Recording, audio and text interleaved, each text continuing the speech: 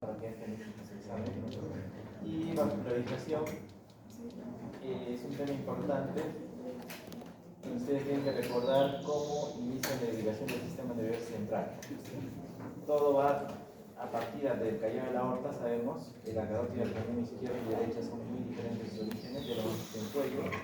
El derecho nace del tronco arterial encefálico y se divide a nivel de la articulación externa, clavicular y derecho, ¿no? Carótidas comunes. La carótida común se divide en interna y externa a nivel de la cervical 4, o también 1 centímetro por encima del borde superior del cartílago tiroides. Ahí nace la carótida interna. Y la carótida interna ya hemos visto que tiene su seno carotídeo, ¿no? Control, es un receptor. Y esta carótida interna va a ingresar a los agujeros transversos de las vértebras cervicales a nivel desde las vértebras cervical 6, no entre las 7, desde la vértebra cervical 6 y asciende desde el 6, 5, 4, 3, 2 hasta el atlas, y en el atlas va a pasar por el agujero transverso, se hace transversal en ángulo recto y pasa por el borde, por la cara superior del arco posterior del atlas, ¿no? Una vez que ingresa, que vemos esta angulación, ¿no? Esta angulación de la arteria vertebral que vemos acá a la derecha, justamente está este segmento transverso en la cara superior del arco posterior del atlas, ¿no? Justamente por detrás de la masa lateral del atlas. Y es así que se une la arteria vertebral, tanto derecha como izquierda, pero se van a unir para formar el tronco base undar. Vemos que esta arteria vertebral, al hacer esta desviación, se va a encontrar justamente detrás de la aponeurosis atlantoido-occipital, ¿sí? A la cual perfora, y al perforar ya ingresa a la cavidad craneal mediante el agujero MAM. Al ingresar la arteria vertebral, que al inicio todavía están ambos lados, se une ¿a qué nivel? A nivel del surco bulbo-protuberal cervical. Los dos vertebrales se unen a ese nivel y forman el tronco basilar que va a estar en la cara anterior de la protuberancia. Y luego esta va a dar su rama terminal, que son las arterias cerebrales posteriores a nivel del surco protuberal, entre la protuberancia y el mesencéfalo. Entonces esos son los niveles, ¿sí? Entonces esto es la circulación posterior. Ahorita vamos a entrar en detalles. Y la parte de la circulación anterior de lo que es el sistema nervioso central va a estar dado por ¿quién? Por la carótida interna que hemos estado comentando, ¿no? Esa carótida interna tiene varias porciones. Hemos visto que atraviesa a nivel del peñasco el conducto carotídeo, ¿no? Ese conducto carotídeo tiene dos porciones, una vertical y una horizontal. Esta es la porción a nivel del peñasco, o sea, intrapetroso, porción intrapetrosa. Y ahí va a dar ramas, por ejemplo, para la caja del tímpano, porque pasa por delante de la caja del tímpano, da sus ramos carótido timpánico. Luego al estar en el vértice del peñasco a este nivel, va a alcanzar justo el agujero rasgado anterior. Y es por ahí donde va a ingresar a ese nivel, ingresa a la cavidad craneal, todavía sigue fuera de la dura madre, es extradural, y va a encontrar a cada lado del cuerpo de los esfenoides al seno cavernoso. Entonces ingresa dentro del seno cavernoso, sigue siendo extradural, y en esta porción que vemos que es porción horizontal y hay otra vertical, en esta porción, esta dirección hacia arriba, es recién que va a salir de la parte que está dentro del seno cavernoso. Entonces, esta es la parte intracavernosa y sale del seno cavernoso, atraviesa su pared y atraviesa recién la dura madre. Y recién se hace intracraneal, dentro de la dura madre, en esta porción. Y es en esa porción donde va a dar sus ramas terminales, que son la arteria cerebral anterior, la arteria cerebral media, y colaterales que ya vamos a ver, ¿no? Las comunicantes, las coroideas y otras. Entonces, de esta manera va a formar incluso acá también la comunicante anterior y va a formar el polígono de Willis, ¿no? Ese es importante saber las porciones de la arteria carótida interna. Tenemos la porción intrapetrosa, la porción intracavernosa, la porción retroclinoidea, lo dicen incluso clinoidea, o sea, porque aquí justamente acá está por dentro de la apófisis clinoides anterior. Ya eso es importante también, por dentro de la apófisis clinoides anterior, y ahí es donde se dividen sus dos ramas terminales. ¿Sí? Entonces vamos a hablar primero bueno, vamos a ver detalles. Esto es algún esquema general y vamos a ver aquí, ¿no? Vemos cómo las dos arterias vertebrales que ya están por delante del bulbo raquídeo y a nivel del surco bulbo protuberancial van a unirse y formar el tronco basilar. Este tronco basilar, como vemos aquí, está por delante de la protuberancia, tiene ramas, ¿no? Entonces vamos a ver estas ramas. La importante, las dos arterias vertebrales, ¿qué ramas tienen? La arteria espinal anterior. Entonces, tanto la vertebral derecha como la izquierda nacen las dos arterias espinales y se unen y forman la arteria espinal anterior. ¿Qué vasculariza? El bulbo raquídeo y médula espinal, los 2/3 anteriores. ¿Sí? 2/3 anteriores de espinal anterior. Y la espinal posterior también hacia la vertebral, que son dos, las cuales no se unen, sino están a cada lado, en la cara posterior, y van a formar las dos arterias espinales posteriores que vascularizan el tercio posterior de la médula espinal, principalmente el cordón blanco posterior. Entonces, una isquemia de la arteria espinal posteriores, ya estarán viendo, deduciendo ustedes que va a alterar el cordón blanco posterior. Esas son las ramas de la arteria vertebral, las principales. Estas dos arterias vertebrales se unen y forman el tronco basilar. Entonces, vamos a ver por acá. Vamos a ver.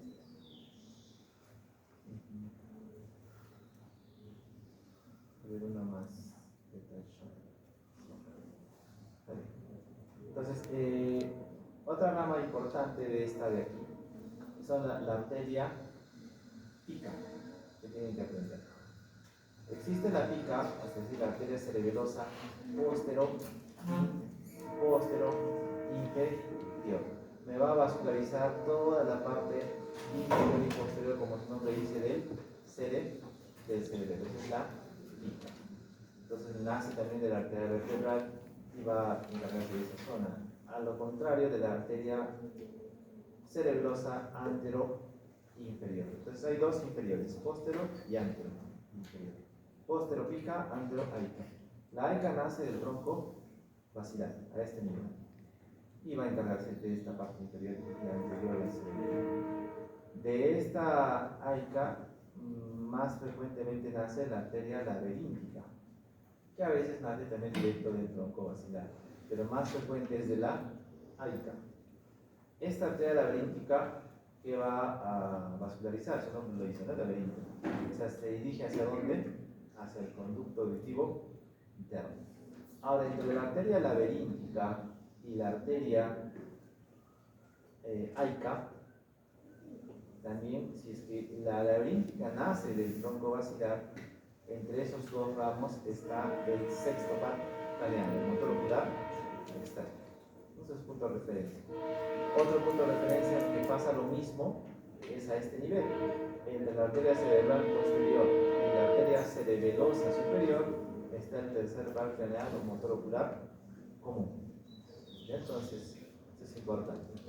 Este tronco basilar sigue ascendiendo en la cara anterior de la protuberancia y las ramos continuos, cortos, para medianos, largos, hay ramas cortas y largas, pero se va a encargar de la obtención de la protuberancia. Ahora, pero a nivel de su rama terminal, que es en el surco entre la protuberancia y el mesencéfalo, la arteria cerebral posterior, y previo a eso nace la arteria cerebelosa superior. ¿No? Entonces, eso es importante. Entre estas dos arterias está el tercer par. Ahora, la arteria cerebral, posterior, como vemos aquí, esta es la arteria cerebral posterior, ¿no? Ramas terminales de este tronco basilar. vemos que aquí le llega una rama de la cerebral media, que es la arteria comunicante posterior. De tal manera que va a dividir a la cerebral posterior en una porción 1, está por dentro de la comunicante posterior, y una porción 2, que es la que está por fuera de la comunicante posterior.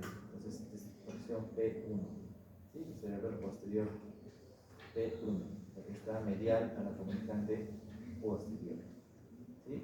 Eso es en cuanto a las arterias vertebrales, no está tan complicado. Y lo que vamos a ver ahora es la parte anterior, ¿no? La carótida interna. La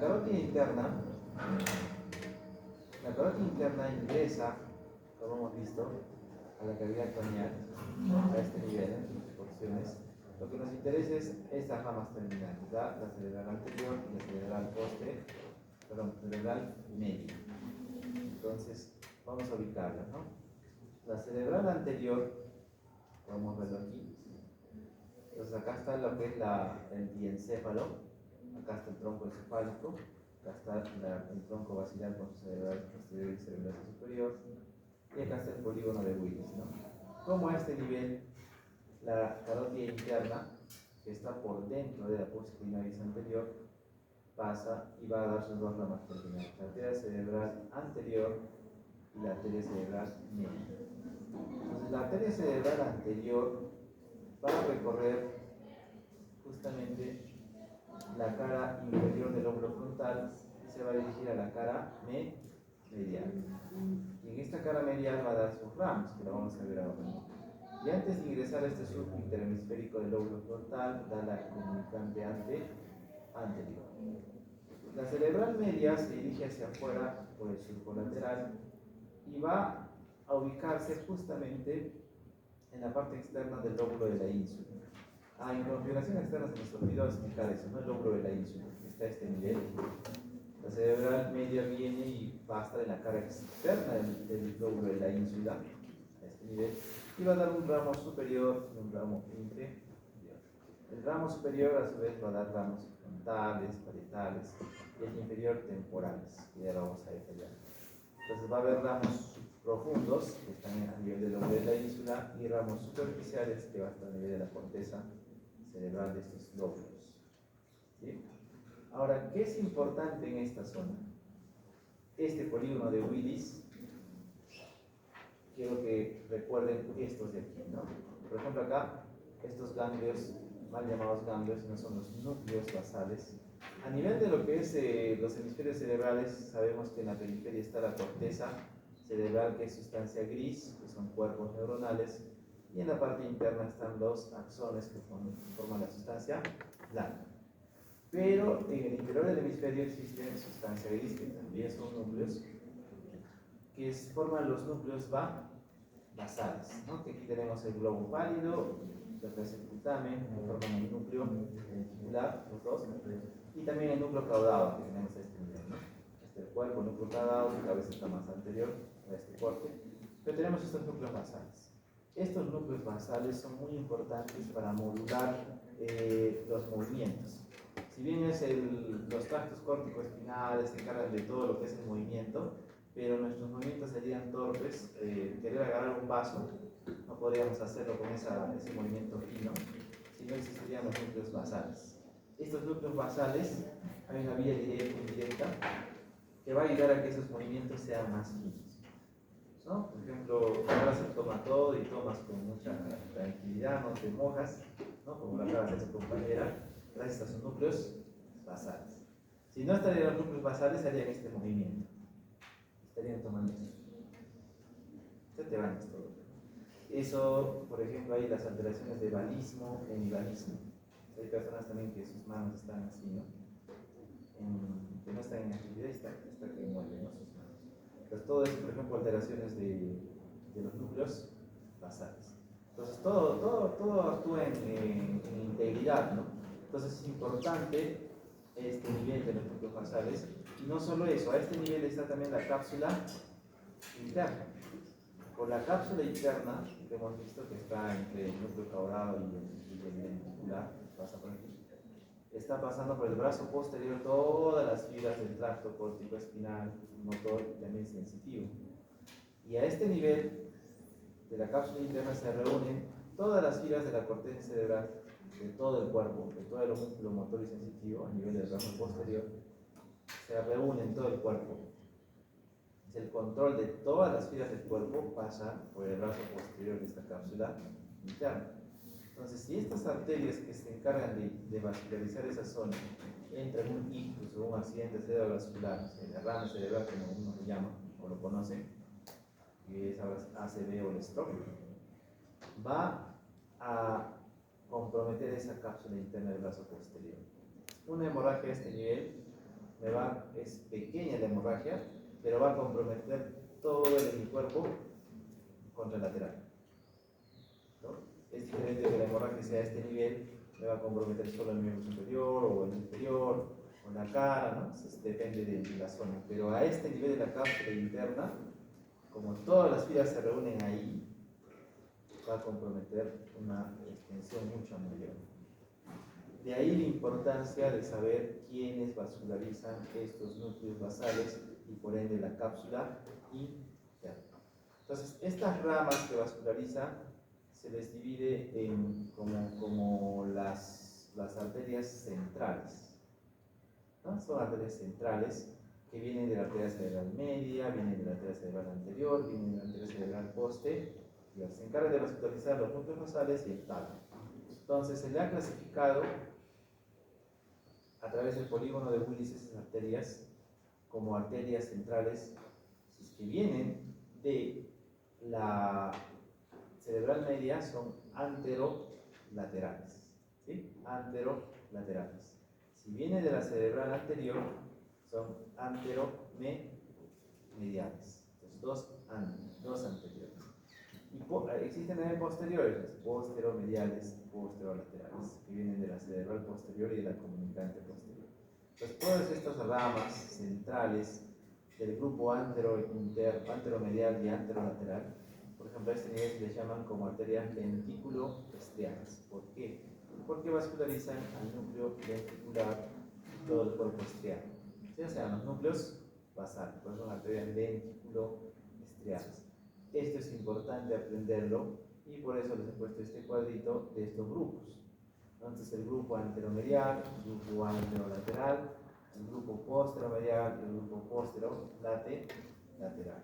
O sea, el grupo anteromedial, ¿de dónde venía? De la arteria cerebral anterior, con su comunicante, ¿no? Que es anterior. Los dos anteros, ¿no? Anteromedial, cerebral anterior. Anterolateral, cerebral medio. Ahora, estos dos grupos anteriores, medial y lateral, ingresan ¿por dónde? Para esos núcleos, por la sustancia perforada anterior. ¿Quién la forma la sustancia perforada anterior? La cintilla olfatoria se divide en dos estrías, medial y lateral. Entre las dos está la sustancia perforada anterior. ¿Dónde es eso? Una imagen inferior. Aquí está. Este es el bulbo olfatorio, cara inferior, ¿no? Del cerebro, lóbulo frontal. Bulbo olfatorio, cintilla olfatoria. Y esta se divide en dos estrías, medial y lateral. Y a este nivel, entre esas dos, está la sustancia perforada anterior. Y la posterior está entre los dos pedúnculos cerebrales en mesencerio. ¿Recuerdan? Esos dos. Entonces, en la perforada anterior ingresan estos dos grupos anteriores, el medial y lateral. Solo que el medial viene de la cerebral anterior y el lateral viene de la cerebral media. El grupo anteromedial se encarga de la vascularización del hipotálamo anterior, hipotálamo anterior. Tú sabes, de ópticas, hipotálamo anterior. El anterolateral se encarga principalmente justo de esos núcleos basales que hemos dicho, ¿no? Cabeza en el caudado, el putamen, ¿no? En la parte lateral del globo pálido, la cápsula interna del brazo anterior, la rodilla y parte del brazo posterior, cápsula externa, claustro y parte del hipotálamo, pero ya es hipotálamo lateral. Entonces, esto es importante, ¿no? Las arterias lentículo-estriadas o estriadas laterales o del grupo anterolateral provenientes de la cerebral media. Un paciente con hipertensión arterial no controlada ¿no? Muchos pacientes tienen hipertensión, saben, les dan medicación, no toman, sus presiones están altas y la hipertensión no tiene síntomas, ¿no? Esta que aumenta y hace como en cualquier momento puede hacer que esta arteria, ¿qué hace? Rotura de la arteria. ¿A qué nivel? La presión es tan extensa en la cerebral media y va justamente a ocasionar rotura de estos vasos, del grupo anterolateral, ventrículo isquiadas, también llamadas arterias isquiadas laterales, y me compromete todos estos núcleos que tienen que aprender. Y aquí, ¿qué es lo que me importa más? Cápsula interna, rodilla y parte del brazo posterior, ¿no? Entonces se compromete todo el cuerpo lateral. También existe el grupo posteromedial, posterolateral. Posteromedial y posterolateral se encargan de las arterias cerebrales posteriores. Si es medial, comunicante posterior. Si es lateral, solo la cerebral posterior. ¿Sí? Ahora, ¿por dónde ingresan? La posteromedial, sustancia perforada posterior, está entre los dos pedúnculos cerebrales, y la posterolateral van a ser a través del tálamo esencial, ¿no? Entonces tenemos, ¿qué vasculariza el grupo posteromedial? Vasculariza lo que es el tálamo. El otro grupo posterolateral también es tálamo. Pero hay que aprender esto, la parte anterior y medial, hasta su nombre, es del grupo posteromedial. Y el posterolateral, la parte posterior, con los grandes veniculares. Esto quiero que aprendan, este cuadrito es importante. Obviamente este es el más importante por donde ustedes vean en semiología, cuando vean la mayor frecuencia de compromiso de las arterias por ACV es justo este grupo, el anterolateral, que es la cerebral media. Ahora, ¿qué estructuras serían estas arterias centrales? Es lo mismo, ¿no? Pero solo que aquí está desglosado esto, ¿no? Entonces, si saben el otro cuadro, eso también ya lo pueden deducir, ¿no? Ahora, de aquí lo que podríamos aclarar es esta arteria coroidea anterior. Entonces, ¿qué es la arteria coroidea anterior? ¿No? Hay ramas de las arterias y una de estas ramas importantes es la arteria coroidea anterior. Así como existe una coroidea anterior, existe una coroidea posterior. Entonces vamos a ver, ¿no? No sé si se logra observar. ¿Sí observan? No se observa, ¿no? Y entonces existen las arterias coroideas anteriores, nacen aquí de la cerebral media, y las arterias coroideas posteriores que nacen de la cerebral posterior. Lo vamos a ver por aquí. Creo que sí se observa. Entonces, es importante aprender los plexos coroideos. Los plexos coroideos, su función principal es formar el líquido céfalo-raquídeo.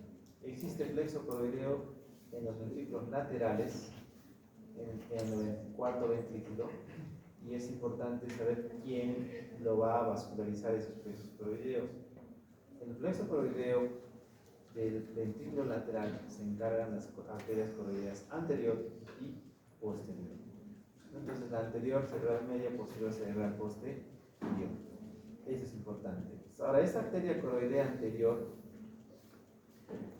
también va a vascularizar a la amígdala y al húmerus y parte de la corteza hipocámpica, memoria, ¿no? Entonces, coroidea anterior, memoria. Esto es importante, ¿no? Y aquí, esto está en todo el otro lado, o sea, para saber qué zonas, nada más acá está más detallado. Este ahorita les he puesto más por eso. La arteria coroidea anterior. ¿Sí? Entonces, ahora vamos a ver la arteria cerebral anterior. Esta anterior está principalmente destinada para la cara medial del cerebro. Viene la arteria cerebral anterior, cara medial, y se va a ubicar alrededor del cuerpo calloso, que es el surco pericalloso, y por eso se llama arteria pericallosa. Entonces es una rama, la pericallosa de quién? De la cerebral anterior. Esta pericallosa a su vez tiene una rama, que es la calloso marginal, que viene por el surco del cíngulo, calloso marginal, y que va a vascularizar esta zona, ¿no?, del lóbulo paracentral, donde tiene su rama paracentral. Y esta arteria pericallosa a su vez tiene ramos frontales aquí internos, y va a vascularizar, en resumen, toda la cara medial del lóbulo frontal y parte del parietal, en la cerebral anterior. Entonces, la cerebral anterior se encarga de vascularizar el lobulillo paracentral. ¿Por qué es importante eso? Porque el paracentral, ¿qué se encargaba? Miembros inferiores de esfínter vesical y anal, suelo pene. Entonces, una hemorragia cerebral anterior que compromete ese lobulillo paracentral, el paciente va a tener debilidad, o sea, hemiplegia, o hemiparesia de miembros inferiores, y no va a controlar los esfínteres. Cerebral anterior. La cerebral posterior, miren, da ramos. ¿Qué ramos principales da? La arteria calcarina para ese surco y la arteria parieto occipital, que van hacia el surco. Dos ramos que se encargan de esta zona, ¿no?, la cara medial del lóbulo occipital y parte del parietal. Pero el paracentral cerebral anterior. Entonces ahí quiero que den la importancia necesaria a este, al lobulillo paracentral. Y vemos cómo la cerebral media, a este nivel de la cara externa, emerge y está primero cubriendo el lóbulo de la ínsulo. Y a este nivel se divide un ramo superior, un ramo inferior. El ramo superior a su vez se va a dividir en ramos frontales, ramos parietales. Y esos ramos frontales y parietales tenemos la arteria del surco de Rolando, la arteria del surco central, la arteria parietal, el superior e inferior. No son ramos de este ramo superior de la cerebral. Y el ramo inferior da sus ramos temporales anterior, medio y posterior. De tal manera que la cerebral media va a vascularizar toda esta extensión, toda la cara externa del hemisferio, excepto la parte más superior, excepto lo que es acá el giro frontal superior. Este giro frontal superior está a cargo más de quién? De la cerebral anterior. Cerebral anterior se encarga de esta zona, ¿no?, la parte más superior de la cara externa del hemisferio. ¿Sí? Y aquí estaba aquí el área 6, comentar el área 8. ¿Sí? Estamos hablando de cerebral anterior, que esta zona también se encarga. Pero todo lo demás por debajo es cerebral media. El ACV o el stroke más frecuente, ¿en cuál de las cerebrales da? ¿Anterior, media o posterior? Media. Muy bien. ¿Y de la media qué ramos más comprometen? Ramos centrales, ¿de qué grupo? Anterolateral, que son las lentículo estrianas, que van a los núcleos basales. Ahora, estas ramas, miren, la cerebral media, si se compromete mientras más proximal a la arteria se comprometa, o haya una obstrucción de esa arteria, obviamente va a comprometer en mayor extensión, ¿sí?, de esa arteria. Si es el compromiso extenso, va a comprometer a qué áreas. Aquí está el operculum, acá está el lóbulo triangular, porción triangular. ¿Qué se encargaban ellos? Área 44 y 45, área de Broca. Es la alteración, se llama la afasia motora, ¿sí?, por un ACV de qué arteria? Cerebral media. Y el área de Wernicke, que causa la afasia sensorial, también se encarga de qué arteria cerebral media, con sus ramos, una rama del ramo inferior, que son los ramos temporales. ¿Se dan cuenta? O sea, tanto la afasia motora como la sensitiva es por la cerebral media. Ya se pone bien claro. Ahora, esta imagen es para ver este ramo occipital, calcarino, y cómo de la cerebral posterior nace la arteria coroidea posterior, que va al plexo coroideo.